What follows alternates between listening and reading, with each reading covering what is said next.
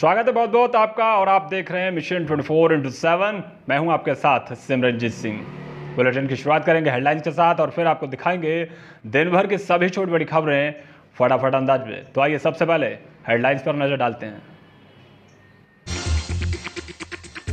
आधुनिक तरीके से खेती करेंगे जिले के गन्ना किसान। अब ड्रोन की मदद से किया जाएगा कीटनाशक दवाओं का फसल पर छिड़काव। जिले की गन्ना समितियां ड्रोन खरीदने की कर रही तैयारी। पुआया में तेज रफ्तार डग्गा मार हुआ हादसे का शिकार। डग्गा मार अनियंत्रित होकर खाई में पलटा। आधा दर्जन सवारियां हुई गंभीर रूप से घायल। एक नवजात शिशु की हुई दर्दनाक मौत। जलालाबाद में बदमाशों के हौसले बुलंद। बदमाशों ने सरे राह तांगा चालक से घोड़ी और तांगा छीना। पीड़ित ने पुलिस को शिकायत देकर बताई आप बीती।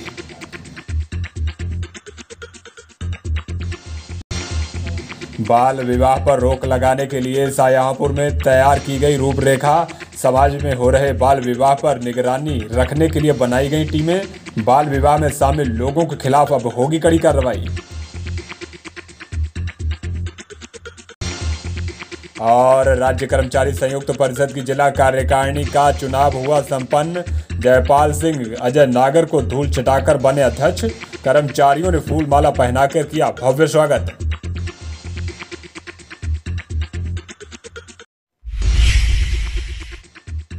जिले में गन्ना किसानों को आधुनिक तकनीक से जोड़ने के लिए सहकारी गन्ना विकास समिति ड्रोन खरीदने की तैयारी कर रही है। चीनी उद्योग और गन्ना विकास विभाग के अपर मुख्य सचिव संजय आर भूसरेड्डी ने जिला गन्ना अधिकारी से ड्रोन खरीदने के लिए प्रस्ताव की मांग की है। आपको बता दें कि जिले में कुल 4 ड्रोन खरीदे जाएंगे, जिसमें 2 ड्रोन सहकारी विकास समिति पुआया और 2 ड्रोन रौजा गन्ना विकास समिति खरीदेगी।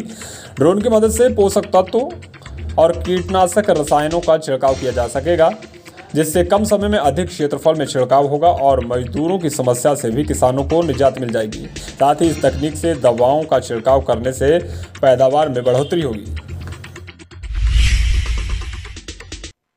कल्याण नगर में नवजात शिशु का शव मिलने से हड़कंप मच गया। पुलिस को सूचना मिली थी कि भूमि विकास बैंक के पास नाली में नवजात शिशु का शव पड़ा है। इसके बाद पहुंची पुलिस ने शव को नाली से बाहर निकलवाया और पंचनामा भरकर पोस्टमार्टम के लिए भेज दिया। फिलहाल पुलिस आसपास के सीसीटीवी फुटेज को खंगालकर इस बात की पड़ताल करने में जुटी है कि नवजात शिशु को यहां कौन फेंक कर गया। जलालाबाद में दबंगों के हौसले बुलंद हैं। यहां दबंगों ने तांगा चालक से घोड़ी और तांगा छीन लिया। कसारी गांव के रहने वाले राम महेश ने बताया कि उसने 7 वर्ष पहले घोड़ी खरीदी थी और रोजाना जलालाबाद से कोला तक तांगा चलाकर अपना रोजगार चला रहा था। तो वहीं आज नीलम टॉकीज के पास एक दबंग ने जबरन उनका घोड़ी और तांगा छीन लिया। फिलहाल पीड़ित ने पुलिस को शिकायत देकर दबंगों के खिलाफ कार्रवाई की मांग की है। पुआया में तेज रफ्तार डग्गामार वाहन अनियंत्रित होकर खाई में जा पलटा। हादसे में आधा दर्जन सवारियां गंभीर रूप से घायल हुई, जबकि एक नवजात शिशु की मौत हो गई। बताया जा रहा है कि शाहजहांपुर की ओर से आ रहा तेज रफ्तार डग्गामार वाहन जसवंत पेट्रोल पंप के पास अचानक अनियंत्रित होकर सड़क किनारे खाई में जा पलटा। हादसे में करीब आधा दर्जन सवारियां गंभीर रूप से घायल हुई, जबकि 10 दिन के एक नवजात की मौत भी हो गई। तेलहर विधायक सलोना कुशवाहा का औचक निरीक्षण करने का सिलसिला लगातार जारी है। आज विधायक ने सिधौली विकासखंड कार्यालय का औचक निरीक्षण किया और कार्यालय में मौजूद कर्मचारियों से विकास कार्यों की जानकारी ली। इस दौरान उन्होंने चेतावनी देते हुए कहा कि काम में लापरवाही किसी भी कीमत पर बर्दाश्त नहीं की जाएगी और जनता की समस्याओं का निस्तारण जल्द से जल्द कराए जाने के निर्देश भी दिए। राज्य कर्मचारी संयुक्त परिषद उत्तर प्रदेश की जिला कार्यकारिणी का आज चुनाव संपन्न हुआ। सीएमओ कार्यालय परिसर में बने सभागार में चुनाव संपन्न हुआ। यहां अध्यक्ष पद का चुनाव लड़ रहे जयपाल सिंह को 49 वोट मिले, तो वहीं अजय नागर को महज 13 वोट ही मिल पाए। वहीं वरिष्ठ उपाध्यक्ष का चुनाव लड़ रहे अवनी द्विवेदी ने 1 वोट से अपने प्रतिद्वंदी देवेंद्र सिंह को हरा दिया। अवनी द्विवेदी को 31 वोट मिले थे, जबकि देवेंद्र सिंह को 30 वोट मिल पाए। वहीं महामंत्री पद के लिए दिनेश सक्सेना ने ही पर्चा दाखिल किया था, जिनको निर्विरोध चुन लिया गया। शाहजहांपुर एसओजी और रौजा पुलिस ने आईपीएल में सट्टेबाजी करा रहे 2 सट्टेबाजों को गिरफ्तार किया है, जिनके पास से हजारों रुपए की नकदी और आधा दर्जन से ज्यादा मोबाइल फोन और 4 रजिस्टर बरामद हुए हैं। पुलिस को सूचना मिली थी कि रौजा क्षेत्र में आदर्श नगर कॉलोनी में एक मकान के अंदर आईपीएल में सट्टेबाजी कराई जा रही है। पुलिस ने छापेमारी करते हुए बिजलीपुरा के रहने वाले सट्टेबाज सोनू और रोशनगंज के रहने वाले उपेंद्र को गिरफ्तार किया है। जिला प्रोबेशन विभाग की ओर से एक बैठक का आयोजन किया गया। बैठक में इस बात पर जोर दिया गया कि अक्षय तृतीया के दिन होने वाले संभावित बाल विवाह पर रोकथाम के लिए जन जागरूकता कार्यक्रमों का आयोजन कराया जाए। जिला प्रोबेशन अधिकारी ने कहा कि बाल विवाह समाज के लिए अभिशाप है। शारीरिक, मानसिक और आर्थिक रूप से अपरिपक्व लोगों का विवाह होने से उनका पूरा जीवन संघर्ष में बीत जाता है। इस दौरान जानकारी दी गई कि अगर कहीं भी बाल विवाह हो रहा हो तो हेल्पलाइन 1098 डायल 112 और वुमेन हेल्पलाइन 181 पर तत्काल कॉल कर सूचना दें। जलालाबाद के कोला मोड़ के पास बाइक सवार पिकअप से जा टकराया। हादसे में 3 लोग घायल हो गए। बताया जा रहा है कि बाइक चालक सुनील जलालाबाद से अपनी रिश्तेदारी में जा रहा था, तभी कोला मोड़ के पास पिकअप चालक ने अचानक ब्रेक मार दिया, जिसके चलते बाइक चालक सुनील पिकअप से जा टकराया। इस दौरान सुनील और उसके बाइक पर सवार बच्चे गंभीर रूप से घायल हो गए। घायलों को प्राथमिक उपचार के लिए सामुदायिक स्वास्थ्य केंद्र जलालाबाद भेजा गया है। सिंधाली क्षेत्र के भटपुरा और सोलपुर स्थित जेपी पब्लिक स्कूल में ईद महोत्सव का आयोजन होगा। महोत्सव का आयोजन 30 अप्रैल को किया जाएगा, जिसमें craft activity, fancy dress competition, singing और डांसिंग प्रतियोगिताओं का आयोजन होगा। कंपटीशन में बेहतर परफॉर्मेंस करने वाले बच्चों को पुरस्कृत किया जाएगा। ये जानकारी विद्यालय प्रबंधक अनिल कुमार गुप्ता ने दी। कटरा पुलिस ने मादक पदार्थों की तस्करी कर रहे तस्कर को गिरफ्तार किया है। पुलिस ने उल्लासनगर रेलवे फाटक के पास से 100 ग्राम स्मैक के साथ तस्कर वासिफ को गिरफ्तार किया। बरामद की गई स्मैक की कीमत अंतर्राष्ट्रीय बाजार में 40 लाख रुपए बताई जा रही है।